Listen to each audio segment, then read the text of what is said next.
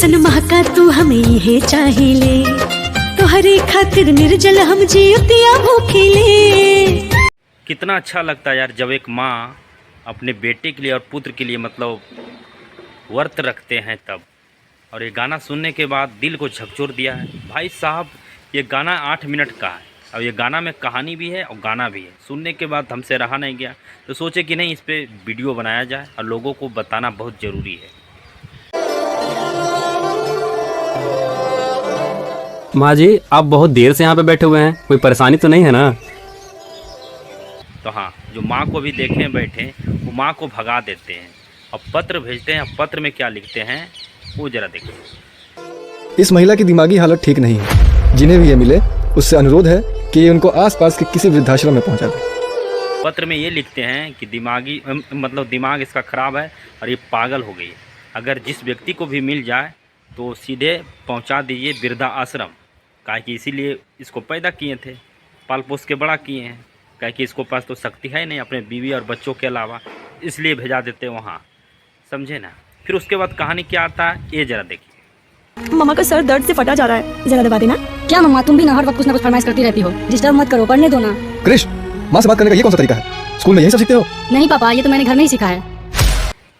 जब उसका पत्नी का माथा दर्द देता है और उसका बच्चा लैपटॉप चलाए रहते हैं, मतलब लैपटॉप चलाते हैं पढ़ते हैं, तो उसका माँ बोलते हैं कि बेटा मेरा सर बहुत दर्द दे रहा है तो थोड़ा माथा दबा दोगे। तो उसका बेटा बोलता है क्या नौटंकी करते हो बार बार, मुझे पढ़ने दो, क्यों डिस्टर्ब करते। तो उसका पति बोलता है कि माँ से बात करने का ये तरीका है, स्कूल में ही पढ़े हो, कहाँ से सीखे हो। तो उसका बेटा बोलता है कि मैं तो यहीं पे सीखा हूँ ऐसा। तब उसको पता चलता है कि मैं अपने माँ के साथ ऐसा किया, इसलिए मेरा बच्चा भी आज अपने माँ के साथ ऐसा कर रहा है। फिर वहाँ से निकलते हैं। माँ मुझे जैसे नालायक के लिए भी तुमने जितिया का व्रत रखा, मुझे माफ़ कर दो माँ, अपने घर चलो। हाँ माँ जी, हमें माफ कर दीजिए, घर चलिए।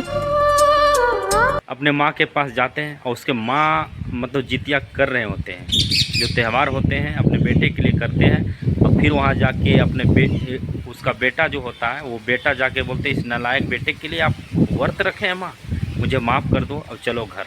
उसका बहू भी बोलते हैं हाँ माँ गलती हो गया। मतलब ये कहानी सुनने के बाद दिल को झकझोर देती है, जो कि एक माँ के लिए गाना बना है।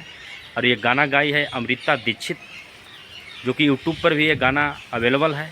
अमृता दीक्षित ऑफिशियल चैनल पर आ गया, तो जाकर आप लोग देखिए, खूब दुलार और प्यार दीजिए और लोगों को बताइए कि ऐसे भी गाने होते हैं यार, जो कि अभी भी म्यूजिक सेक्शन में ट्रेंड कर रहा है ये गाना।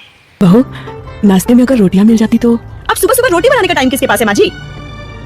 क्या माँ, घड़ी घड़ी तुम भी अपनी फरमाइशें लेकर चली आती हो? देखो माँ, अगर यहाँ रहना है तो हमारे हिसाब से चलना है। मतलब इस तरह के अभी भी नालायक कुछ बेटे हैं जो कि वृद्धाश्रम में अपने माँ को पहुँचा देते हैं।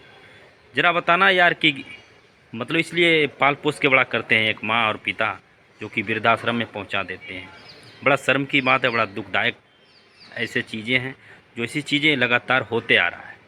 तो सोचे कि नहीं वीडियो बना के लोगों को बताएं और लोगों को दिखाएं कि सच्चाई क्या है। इस गाना को सुनने के बाद बड़ा दिल को झकझोर दिया जाए और बाकी लोगों को, आप लोगों को भी सुनना चाहिए ये गाना को, जो कि यूट्यूब पे आ चुका है।